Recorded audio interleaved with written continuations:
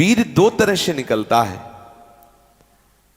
एक तो जो घातक है वो उसी के शरीर से निकलेगा जिसने हस्तमैथुन किया है, या गंदी क्रियाएं करके बच्चापन से ही वीर को नष्ट किया है। जैसे 12-13 वर्ष की अवस्था है और उस अवस्था से आप अपने कुसंग के कारण वीर का नाश कर रहे हैं, तो कुछ वर्षों तक हस्तमैथुन करने वाला या अन्य गंदी चेष्टा करने वाला ये नहीं जान पाता है कि इसके द्वारा मेरी हानि हो रही, वो नहीं समझ पाता, क्योंकि जीवनी शक्ति भगवान अपनी तरफ से देते हैं। वो बिल्कुल ना खाए और हस्तमैथुन करे तो भी उसको समझ में नहीं आएगा।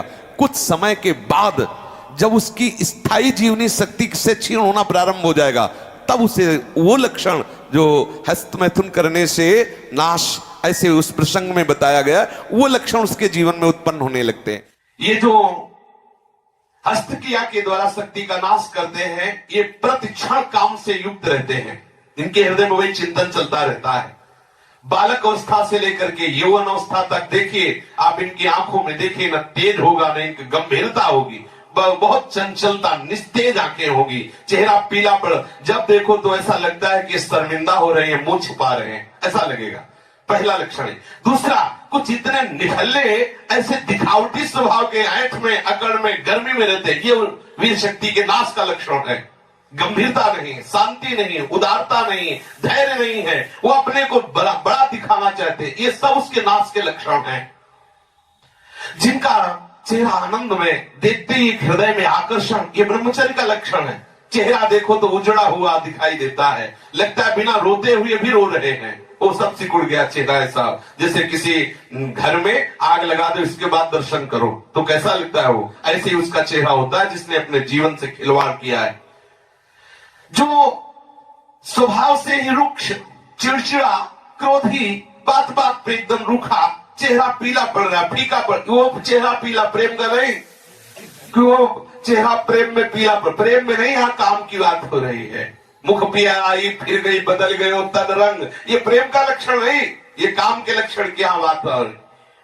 वो मुर्दा की तरह निस्तेज, खिन्न छिन्न ऐसे ही घूमता रहता, कोई लक्ष्य नहीं, कोई उद्देश्य नहीं, बात बात में आलस्य, बात बात में गुस्सा। जो गालों में बिना कोई गुलाबी कुछ लगाए जो गुलाबी दिखाई देती है वो ब्रह्मचर्य की होती है, और जिनके ब्रह्मचर्य क्षीण हो जाते हैं, झाई पड़ जाती है। देखो देखने में तो लगता है, क्योंकि बोले कितने को, बोले 18 के, 18 में तो उसकी दुर्गति हो रही, तो 28 और 48 में क्या होगा। जो काले दाग चेहरे में पड़ने लगते हैं, आंखें धसी नजर आती हैं, गाल पीले नजर आते हैं, नाक के आसपास काले काले दाग यहां ऐसे प्रकट हो जाते हैं, ये सब लक्षण हैं जो उन्होंने अपनी शक्ति का नाश कर दिया। जो इस वीर शक्ति का नाश करते हैं वो बिना बुढ़ापे के सारे लक्षण बुढ़ापे के उनमें होते हैं।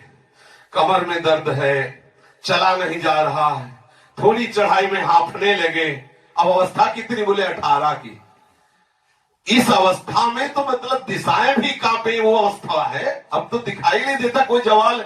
चित्त में कुचिंताएं, छाती में धड़कन, बिना भय के भयभीत हो जाना, थोड़े से भी दुख में ऐसा सोचना कि मैं आत्महत्या कर लूं, ये सब बातें उसी की कमी से हो रही हैं। ये महापुरुषों के अनुभव की झूठी झूठी बातों में एकदम घबरा जाना, कोई झूठी धमकी दे दे तो बस वो ऐसा लगता है अब क्या करूं, किसी कमरे में बंद हो जाऊं, अपने आप को प्राण हत्या करके बचा लूं, ऐसा मैं अपने शरीर को न, ये सारे के सारे लक्षण उसी में प्रकट होते हैं।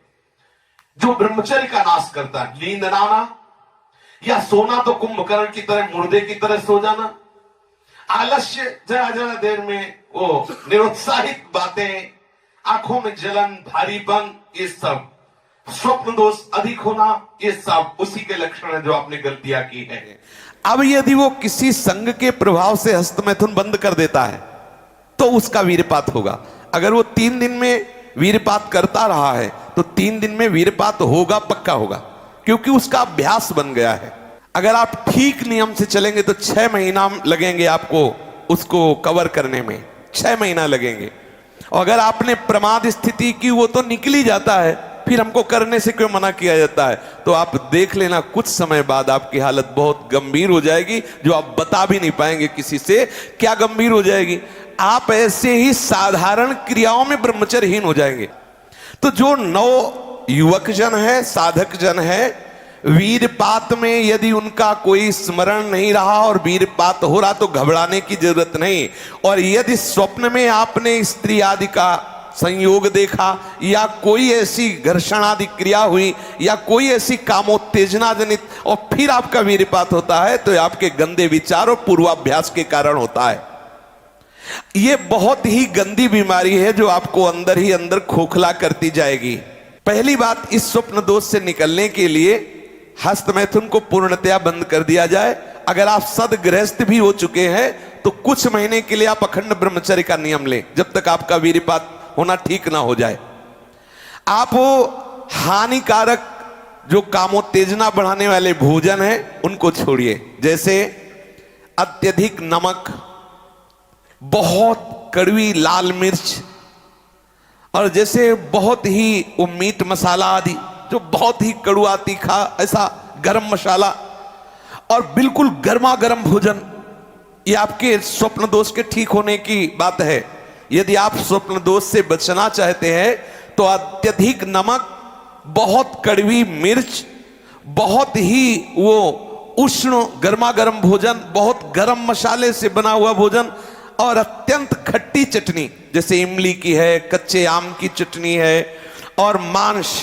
ये जो लोग कहते हैं कि मांस ताकतवर होता है, तुम्हारी चर्बी बढ़ा देगा, ताकत नहीं। ताकत कहते हैं संकल्प शक्ति को। ताकत शरीर शक्ति प्रधानता नहीं होती। संकल्प शक्ति का एक महात्मा पूरे समुद्र को अंजुली में पी गया। देखो, संकल्प शक्ति, शरीर की शक्ति एक सीमित शक्ति है, संकल्प शक्ति एक महान शक्ति है। जो ब्रह्मचर्य से युक्त होता है उसकी संकल्प शक्ति बढ़ती है। भले आप मांस खा के मोटी चर्बी और आप व्यायाम करके दिखा सकते हैं कि देखो मैं ब्रह्मचर्य क्षीण करता हूं लेकिन बलवान हूं, लेकिन आप आत्मशक्तिहीन है। वो आपका मोटा हो जाना बलवान नहीं है, आपके सुंदर सुंदर मांसपेशियां निकल आना वो बल नहीं है। आप शक्ति, बलवान वो है जो आए हुए आंतरिक वेगों को सह जाए। आए हुए आंतरिक वेग को जो सह गया वही बलवान है। ये जो मछली, अंडा, मांस खाते हैं ये कभी इस रोग से मुक्त नहीं हो पाएंगे। और जो लोग कहते हैं मैं तो खाता हूं मेरे अंदर नहीं, विश्वास मत मानना, पक्का झूठा है वो। जो शराब पीता है वो अपने वीर को पवित्र नहीं रख पाएगा। चाहे गृहस्थ हो, चाहे व्यापारी हो, चाहे किसी भी तरह की स्थिति में हो, सावधान हो जाओ, ये शराब आपके जीवन को नष्ट कर देगी। ब्रह्मचर्य में अपने आप एक उन्माद है। थोड़ा अंगूर, मीठे संतरा, सेव, अनार, ये स्वास्थ्यवर्धक वस्तुएं आप ले सकते हैं, लेकिन ऐसे वस्तु जो आपके ब्रह्मचर्य को नष्ट करें, ये पहले भोजन छोड़ें। ध्यान दीजिए, आप पहले ऐसे व्यक्ति का संग छोड़ें जो हस्तमैथुन कराने के लिए उत्साहित करे या जो गंदे आचरण में, चाहे वो स्त्री साधक हो या पुरुष साधक, दोनों सावधान। ये रोग एक में ही नहीं होता, ये रोग दोनों शरीरधारियों में होता है। कामोत्तेजना दोनों को आती है। गंदे संग के कारण दोनों साधक गंदी आचरण कर बैठते हो, दोनों इस रोग से पीड़ित होते। पुरुष तो इस रोग को प्रकट कर देता है, माताएं बहनें इस रोग को प्रकाशित नहीं कर पाती, लेकिन पीड़ित होती है इस रोग से। यदि सावधान उपासक न चले तो चाहे स्त्री शरीर हो चाहे पुरुष शरीर, उसको कष्ट होता है। दूसरी बात इसमें सहयोग है 4 बजे उठना। ये जो लोग सुबह 8 बजे तक 9 बजे तक सोते रहते हैं और सोचते रहते हैं कि हम ब्रह्मचर्य रह पाएंगे या स्वप्न दोष से निकल पाए, कभी नहीं हो सकता। भगवान सूर्य जब उदय होते हैं तो आपकी आत्मशक्ति नष्ट होने लगती है। यदि आप उठ करके उनका स्वागत न करें, अर्घ न दें, प्रणाम न करें, जग कर भगवान नाम जप न करें, 4 बजे से 6 बजे तक का समय पूरे 24 घंटे के लिए पावर वाला समय है। यदि उस समय आप सो रहे हैं तो वो हमारी बात भी न सुने, वो इस काबिल नहीं कि इसको धारण कर सके। जो सुबह 4 बजे से 6 बजे तक सोएगा वो ब्रह्मचारी रह ही नहीं सकता, पक्का। कुछ लोगों को लगता है कि 1-2 बजे ही स्वप्न दोष हो जाता है, 4 बजे की आवश्यकता नहीं। तुमने गलत आदतें की, तुमने अपनी नस नाड़ियों को इतनी घर्षण शक्ति से कमजोर कर लिया है कि रोकने की क्षमता नहीं रखी। तो आपको उदास नहीं होना, ऐसा भोजन छोड़ो, ऐसा संग छोड़ो और 4 बजे जगो। जगने पर तत्काल आप बासी पानी पिए, तांबे के पात्र में रखा हुआ पानी, और लीटर 2 लीटर पिए। ऐसा ना करें कि आप एक गिलास में छोटा कस की पीजिए। अगर उल्टी हो जाती तो और अच्छा है, आप पी के तो देखिए। वज्रासन में बैठकर जल पीजिए, फिर थोड़ा टहलिए, सोच जाइए। आप गृहस्थ हो, विरक्त हो, कोई भी हो, अगर आप शुद्ध ब्रह्मचर्य रहना चाहते, स्वप्न दोष से निपटना चाहते, तत्काल व्यायाम कीजिए। 30 मिनट कम से कम। दंड है, बैठक है, और भी आसन है, योगियों ने बताए हैं। और फिर 20 मिनट कम से कम प्राणायाम कीजिए, कपालभाति, अनुलोम विलोम आदि जो भी आप सीख पाए। और इसके बाद 30 मिनट तक कोई खान पान ना कीजिए। प्राणायाम व्यायाम के 30 मिनट तक ना आप चाय पीजिए ना पानी। चाय तो बड़े बूढ़ों की बात है, आपका शरीर रोगी हो तो चाय की जरूरत क्या है। ब्रह्मचारी अपने आप में इतना चाय होता है कि उसे जरूरत ही नहीं दूसरे किसी गर्म पदार्थ पाने की। अब ये सावधानी रखे कि जैसे आजकल बहुत बड़ा खतरनाक चल गया है स्मार्ट मोबाइल, इंटरनेट। उसमें क्या है कि बहुत से बच्चे विषयाकर्षण के कारण गंदी फिल्में, जिनमें हमारा शास्त्र आदेश करता है किसी भी पक्षी को भोग करते ना देखे। भागवत अन्य शास्त्र भी आदेश करते कोई भी जीव यदि भोग कर रहा हो तो हम ना देखें, और हम मनुष्यों का भोग देखें उसमें, और हम सोचे कि हमारा आप कोई क्रिया ना करो, केवल गंदे वो भोग संबंधी चित्र देख लो तो आपके मन में जो संस्कार बन रहे हैं, जो कामोत्तेजक भाव बन रहे हैं, वो आपको ब्रह्मचर्य नहीं रहने देंगे। सोते जागते उठते बैठते आपका वीर स्खलित हो जाएगा। ये स्त्री संबंधी, पुरुष संबंधी, भोग संबंधी वार्ता हमारे अंदर संस्कार डालती है और हम समझ नहीं पाते। वो हमारे अंदर ऐसी अग्नि पैदा करती है जिससे वीर शक्ति स्खलित हो जाती है। कभी हम सोच में बैठे लघु शंका में तो सबसे पहले वीर स्खलित हो गया। अब आपको लगेगा कि ये रोग है। रोग नहीं, आपकी गलती है।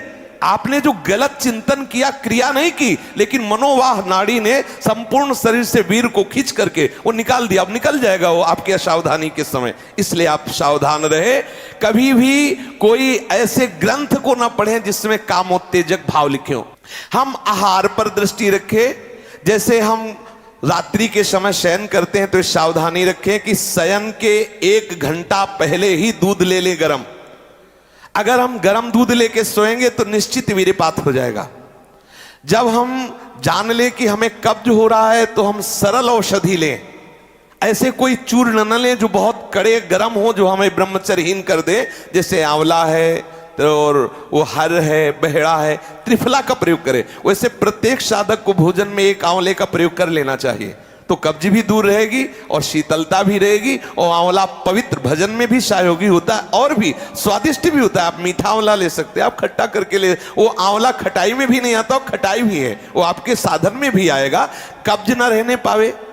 अगर हमारे शरीर में, पेट में कब्ज है तो कब्ज में, आंतों में जो जमा हुआ मल है वो ऐसी उत्तेजना पैदा करेगा कि आपका वीर स्खलित हो जाएगा। इसलिए कब्ज भी ना होने पावे। साधक अगर इन नियमों का पालन करे, और भगवत स्मरण प्रधान है।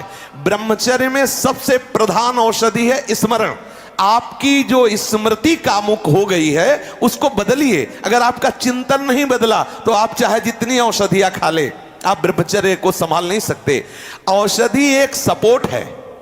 यदि आप ब्रह्मचर्य को ठीक करना चाहते हैं, किसी आयुर्वेदिक वैद्य से कुछ दिन के लिए औषधि ले लीजिए। बकाया रोज औषधि नहीं लीजिए। आप रोज ऐसा करें, प्रातः काल उठ करके 1 तुलसी की पत्ती ले। जैसे आप नहा धो चुके, 1 तुलसी दल लिया, ठाकुर जी के चरणों में चढ़ा दिया। और रात्रि के समय, शाम टाइम 1 नीम की पत्ती ले, 1 पत्ती, और कुछ दिन उसे पाइए। अगर आपको पच जाए तो फिर 1-1 बढ़ा दीजिए, 10-10 पत्ती तक जाइए। किसी और औषधि की जरूरत नहीं। हर रोग का निवारण तुलसी की पत्ती और नीम की पत्ती सुबह शाम करने से हो जाए। आप देख लीजिए, ये ज्यादा औषधियों को ना खाए, नहीं तो जब औषधि छोड़ोगे तब कमजोर हो जाओगे। अगर आप बहुत हालत खराब है तो आयुर्वेदिक कुछ ऐसी औषधियां कई महात्माओं ने निकाली है जो आपकी वीर्य को पुष्ट करती है। उनको सहयोग के लिए ले ले, और बकाया चिंतन बदले, कुसंग का त्याग करे, भोजन सात्विक रखे, और नींद भर ही सोए।